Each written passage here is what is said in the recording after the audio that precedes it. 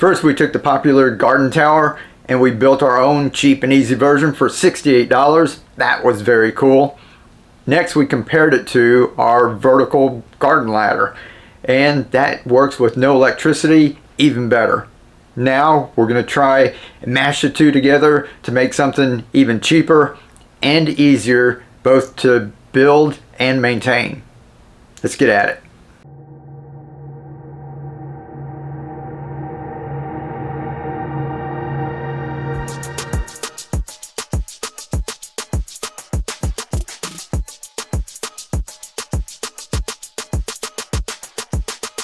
Alright, before we get started on our project, you guys are probably going to need some microgreens because you can just put transplants into something like this, but I like keeping microgreens growing all the time, and that way I can take them, you can eat your microgreens, and then you can put them into larger systems like this, and I grow them out to baby greens and even mature greens like your lettuces and kales and things like that. Now, our friends at True Leaf Market had done something awesome. I'm really happy about it. You guys know I don't work with a bunch of different companies. I don't have a bunch of sponsored ads. And we did a collaboration, and they put together this variety pack for us.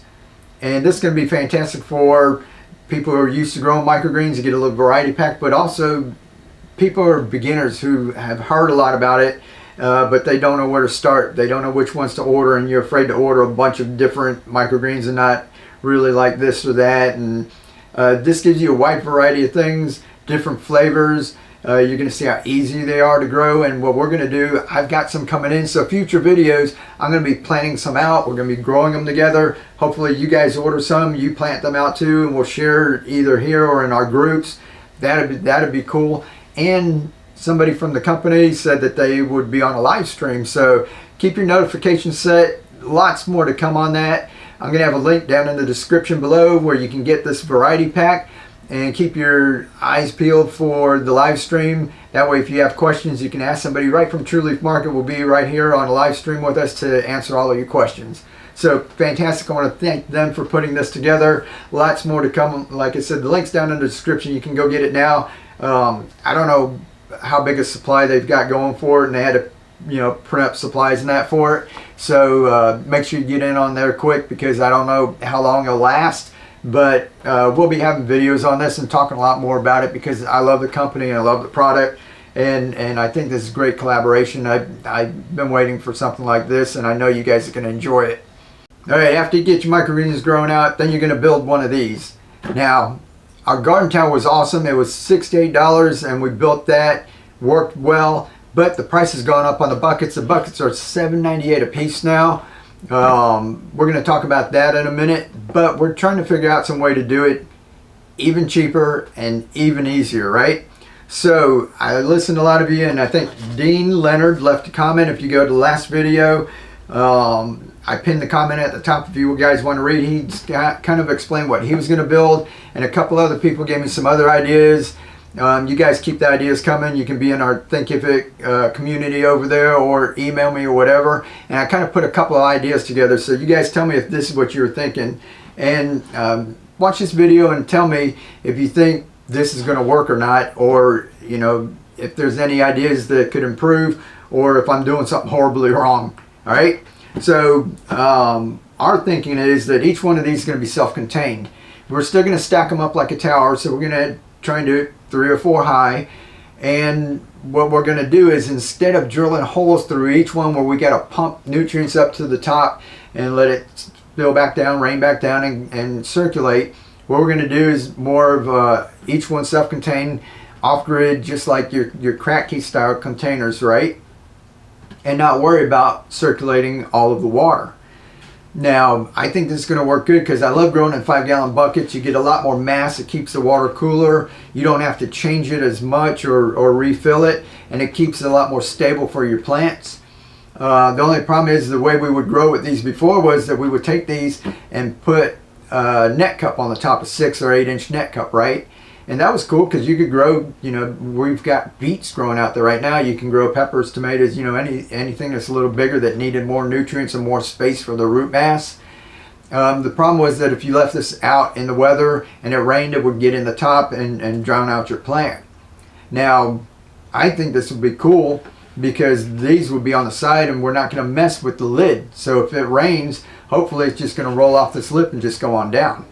Now this lip here serves a couple purposes, and I drilled, you can see the holes are down here.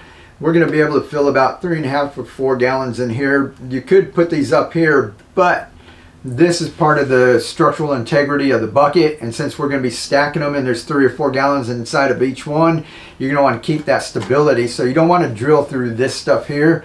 So I went down here, and this is going to serve a couple purposes. So like I said, one is hopefully the water is going to come down here instead of running down the side of the bucket, and most of it, you know, it might keep some away from here because these aren't watertight. Not a whole lot of water is going to get in through there, but this is going to help a little bit with that. The other thing is it keeps it down from the top low, so we've got the space in here, right? The highest your water level is going to get is right in there.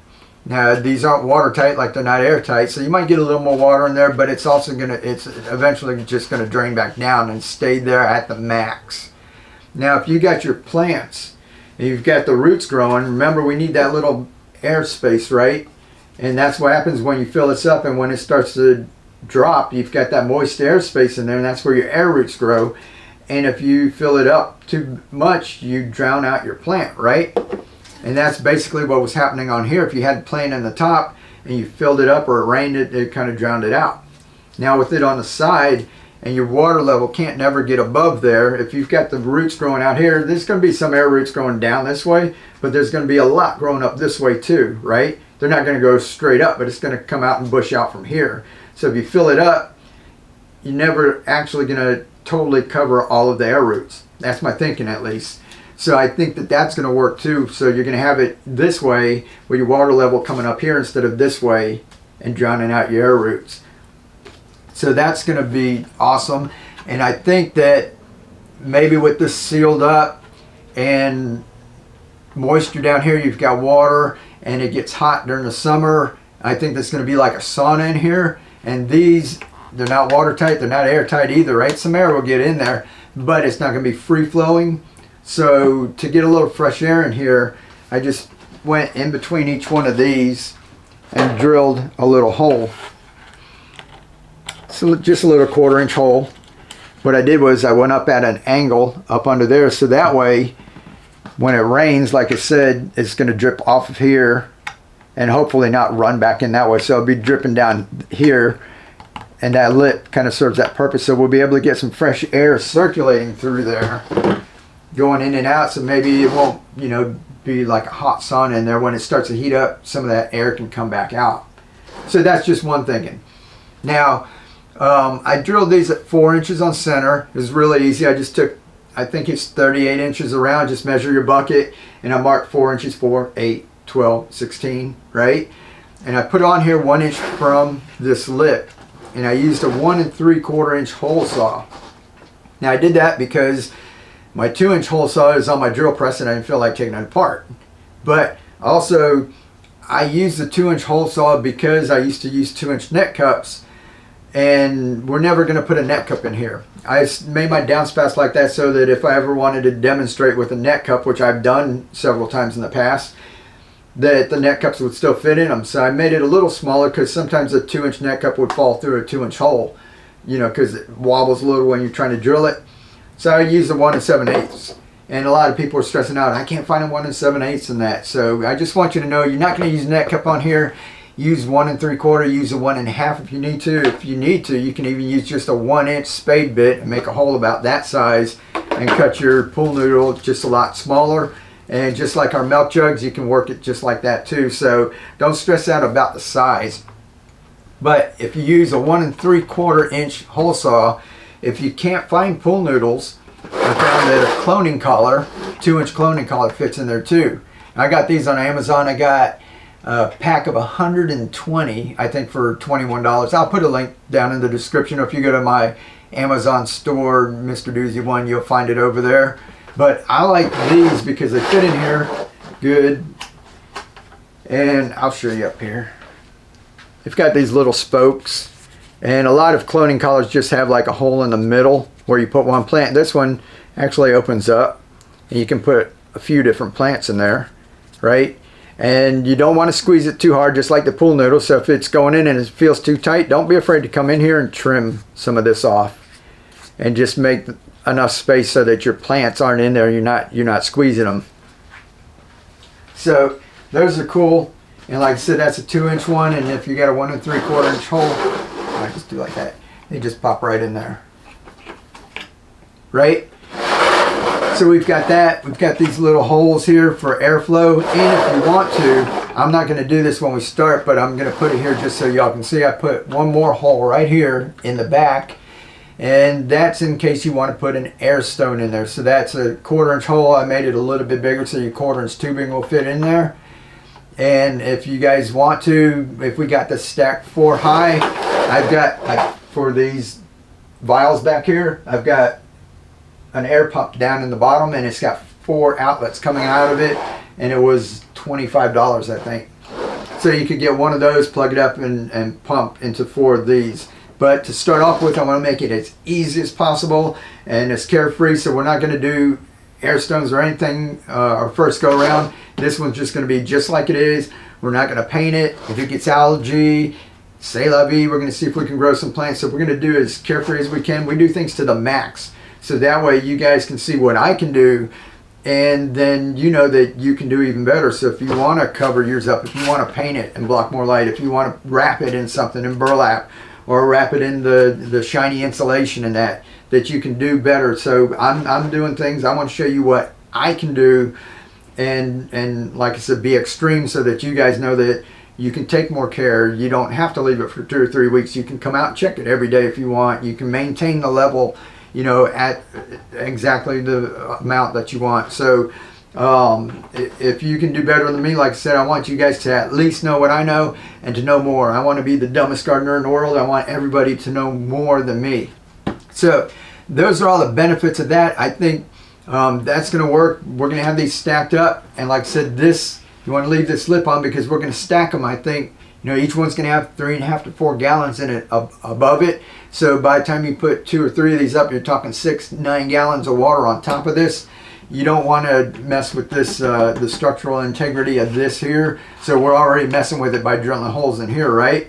So we never know. We might stack it up that high, and this might be in the heat, and these things might start to buckle. So everything's an experiment. I'm not afraid to try. I'm not afraid to fail. So we're going to give it a try, and if we need to, we might only stack them 3 high or 2 high. But we're going to build a lot of these. And I wanted to come on here and do this. You know, I could just grow something and say, hey, look what I did. But I want to show you guys the process and take you along on the journey. I think that's half the fun.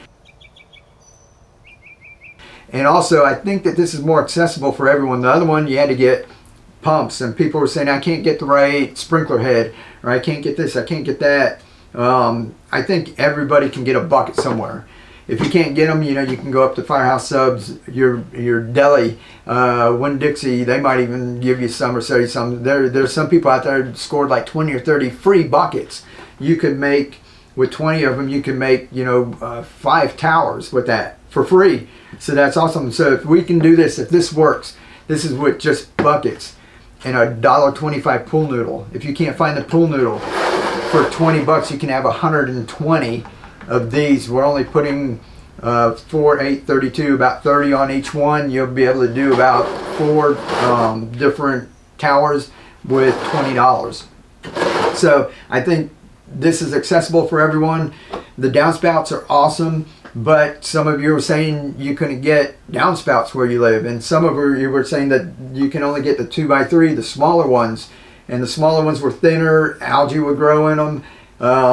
They would tilt. You know, if your plants got too tall, if you didn't have them strapped down, they would tilt really easy. So these, some people couldn't get them. These, I think almost anyone, anywhere around the world, it doesn't have to be a Home Depot bucket, it doesn't have to be a Firehouse bucket, but people around the world can get a bucket somewhere. Even if you can't get these anywhere, I think this is really accessible. If you can't get pool noodles, I think almost anyone can order off of Amazon or a hydroponic company somewhere and get some cloning collars.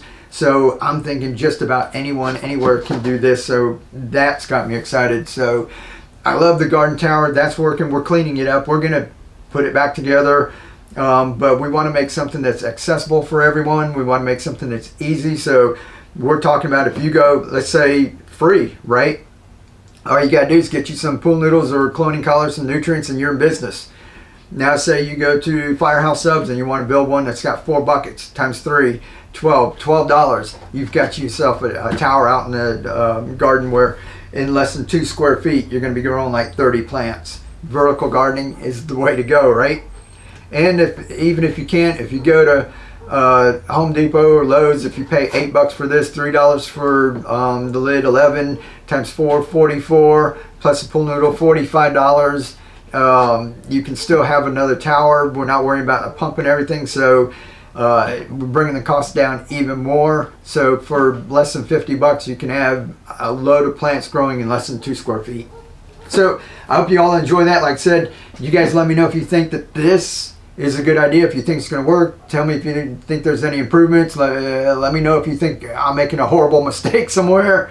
Whatever your thoughts are, let me know down in the comments, or share, over in our community. Thinkific, I've got, I know I'm a grown man playing with coloring books and that, but we've got some printed up sushi, pancakes, Keely's one, the macaroons.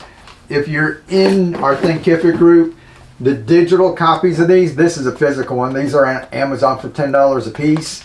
The links are down in the description. But if you're part of the community, you're on Thinkific, if you're in the home and garden online community that you paid for, I think there's a link down below where you can use it and get in there for $15.